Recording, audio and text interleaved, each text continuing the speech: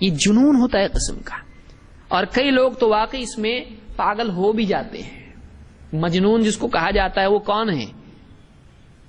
یہ ابتدائی دور کے لوگوں میں سے ہے. اور لیلا جو ہے یہ کوئی ایک فرضی یہ معاملہ نہیں ہے، یہ واقعی گزر چکے ہیں اس طرح کے. بعض لوگوں نے اللہ ان کو ہدایت دے، انہوں نے کہا یہ تابعین میں سے تھا مجنون. تابعین کے دور میں وہ تھا، لیکن تابعی کس کو کہتے ہیں؟ والذین اتبعوہم بإحسان، جنہوں نے صحابہ کی بہترین طور پر اتباع کی. لیلا کی شادی ہو چکی تھی پھر بھی یہ اس پر فدا تھا. یہاں تک کہ امام الذہبی نے نقل کیا ہے اس کو تاریخ اسلام میں بھی اور سیر اعلام النبلاء میں بھی کہ حج میں وہ تھا اور کسی نے صرف لیلا پکارا، کسی کو پکارا تو یہ بے ہوش ہو گیا نام سن کے. اتنا اس کے اوپر فدا اور اللہ کی طرف اللہ اکبر سے کبھی بے ہوش نہیں ہو رہا. تو شادی شدہ عورت تھی وہ، اس کے پیچھے پڑ گیا تھا اور اس کو کبھی چین نہیں آتا تھا. کبھی اس ملک میں، کبھی اس علاقے میں، کبھی یہاں وہاں. کچھ روایت اس سلسلے میں آئی ہیں کہ اس کو باندھ کے رکھا گیا تو اس نے اپنے ہاتھ کھا لیا. تو یہ کیا ہے؟ یہ اسلام ہے، اسلام ہے. اور اس کو آپ تابعی بنا رہے ہیں کہ یہ بھی ایک کرنے کا کام ہے، آپ اس کو یعنی آتھینٹیکیٹ کر رہے ہیں. شرم آنا چاہیے.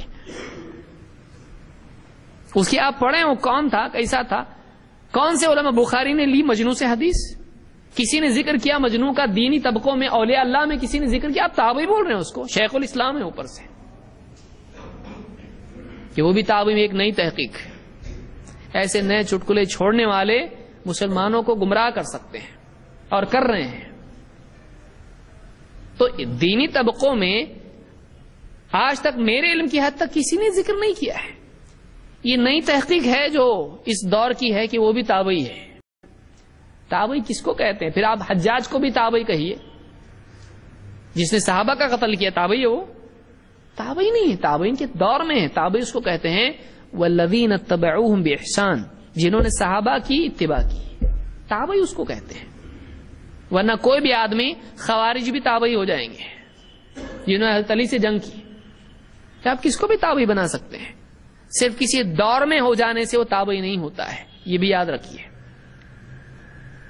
جیسے صحابہ کے دور میں، نبی صلی اللہ علیہ وسلم کے دور میں ہونے سے وہ صحابی نہیں ہوتا ہے، اس کا اسلام ہونا چاہیے. اور اسی طرح سے صحابہ کے ساتھ جس کا معاملہ تھا اس کا دین ہونا چاہیے. والذین اتبعوہم بإحسان، جنہوں نے بہترین طور پر صحابہ کی اتباع کی، وہ تابعی ہیں، وہ تابعی ہیں. ورنہ اس زمانے میں کئی حدیث گھڑنے والے بھی تھے جنہوں نے اللہ کے نبی صلی اللہ علیہ وسلم پر حدیثیں گھڑی. حضرت عثمان رضی اللہ عنہ کو قتل کرنے والے بھی تھے. کیا تابعی کہیں گے آپ ان کو؟ تو کسی دور میں آ جانے سے آدمی تابعی نہیں ہو جاتا ہے.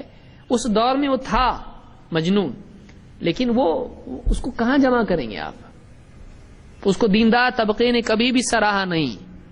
وہ ایک دوسری کمیونٹی کا ہے. اس کو اگر کوئی آدمی آج اس طرح سے پیش کرتا ہے تو بہت بڑی گمراہی کا ذریعہ بنے گا اور سب گناہ اس کے اعمال نامے میں آئے گا.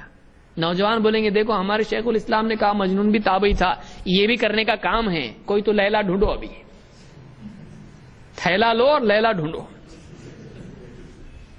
اللہ ہدایت دے.